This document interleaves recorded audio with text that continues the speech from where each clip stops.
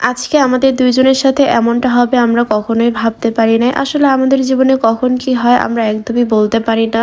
তার উপর থেকে আজকে আবার আমি আমার বাসায় চলে আসতেছিলাম আব্বু আম্মুকে ছেড়ে। এদিক দিয়ে অনেক বেশি মনটাও খারাপ ছিল। সব মিলায় আজকের দিনটা মনে হয় আমাদের জন্য অনেক বেশি খারাপ। হ্যালো, আসসালামু আলাইকুম, কেমন আছেন সবাই? আজকে যেহেতু বাসায় চলে আসবো এজন্য অনেক সকালবেলা উঠে আমরা দুজন বের হয়ে পড়েছিলাম। আসলে সকাল বললে ভুলই হবে, আমরা সেহেরি করে আর ঘুমাই নাই, একদম ভোরে ট্রেন ধরে বাসায় চলে আসবো।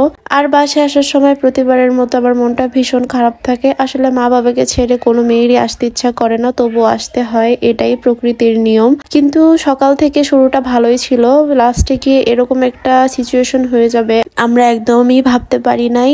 আমরা অনেক বেশি তাড়াহুড়া করছিলাম যেন আমরা ট্রেনটা মিস না করি। তাড়াহুড়া করে আমরা বের হয়ে পড়েছিলাম সকালের ট্রেনটা ধরার জন্য। এদিকে ট্রেনে উঠতে বসে আমার জামাইয়ের অনেক বড় একটা অ্যাক্সিডেন্ট হয়ে যায়। সে মাথায় আর কপালে অনেক বেশি ব্যথা পেয়েছিল, কিন্তু ট্রেনের মধ্যে তো পানির ব্যবস্থাও ছিল না। আর যেহেতু রোজার সময় আমার কাছেও পানি ছিল না, এজন্য তাকে একটু পানিও দিতে পারিনি। প্রচন্ড পরিমাণে ব্যথা হচ্ছিল, তো খুব বেশি তাড়াহুড়া করে বাসায় চলে আসছি। এদিকে বাসায় এসে বাসার অবস্থা দেখেও আমি পুরাই শেষ। মাছের অ্যাকুরিয়ামের এখানে সব পড়ে আছে, ফ্লোর থেকে শুরু করে প্রতিটা ফার্নিচারে এত পরিমাণে ধুলা জমছে, আমি দেখেই কাহিল হয়ে যাচ্ছিলাম। তারপরে একটু দেখলাম আমার পাখি ঠিক আছে কিনা। আমি সব সময় বাসা থেকে যাওয়ার সময় ওদেরকে বিদায় দিয়ে যাই, আবার বাসায় ঢুকেও ওদেরকে দেখি। ওদেরকে ছাড়া আমার অনেক বেশি খারাপ লাগে। যখন আমি অনেকদিন বাসা থেকে দূরে থাকি ওদের কথা অনেক বেশি মনে পড়ে। এদিকে রোজা থেকে জার্নি করে এসে আমি একদমই টায়ার্ড হয়ে যাচ্ছিলাম। মনে হচ্ছিল কখন কি করব, এতগুলো কাজ একসাথে করতে হবে, আবার ইফতারি বানাতে হবে। প্রথমেই বোরকা খুলে ফ্রেশ হয়ে আমার জামাইকে একটু বরফ দিয়ে নিচ্ছিলাম, কারণ তার কপালের সাইডটা তো অনেক বেশি ফুলে যাচ্ছিল আর পেইন হচ্ছিল।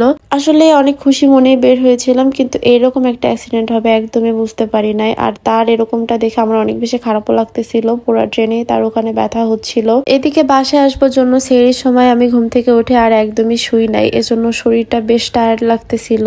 আর এখানে আমি সবকিছু বের করছিলাম। আমি আসার সময় আমার আম্মু ব্যাগ ছাড়া একদমই পাঠাতে চায় না, কোনো না কোনো জিনিস সে ব্যাগে ভরবেই। আমি এদিকে রেডি হচ্ছিলাম আর এখানে সে তাড়াহুড়ো করে কি কি দিয়েছে আমি নিজেও জানি না, তো সব একে একে বের করে নিচ্ছিলাম।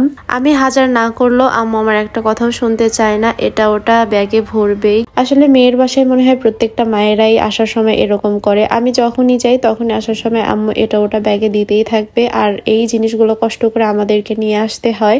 মায়েরা মনে হয় এমনই হয়, তাই না? আচ্ছা, কার কার এমন হয় একটু কমেন্টে বলবেন তো। আমার ফেস দেখলে বুঝতে পারবেন আমি কতটা পরিমাণে টায়ার্ড ছিলাম। আর এখানে এই বোতলগুলোতে কি আপনারা কি কেউ বলতে পারবেন? আসলে এই বোতলগুলোতে সস ছিল, টমেটোর সস। আম্মু বাসায় সস বানিয়েছে, এজন্য আমার জন্য বোতলে করে রেখে দিয়েছে যেন আমি অনেকগুলো একসাথে করে নিয়ে যেতে পারি। আর তার সাথে আরো ছিল পাঁপড়।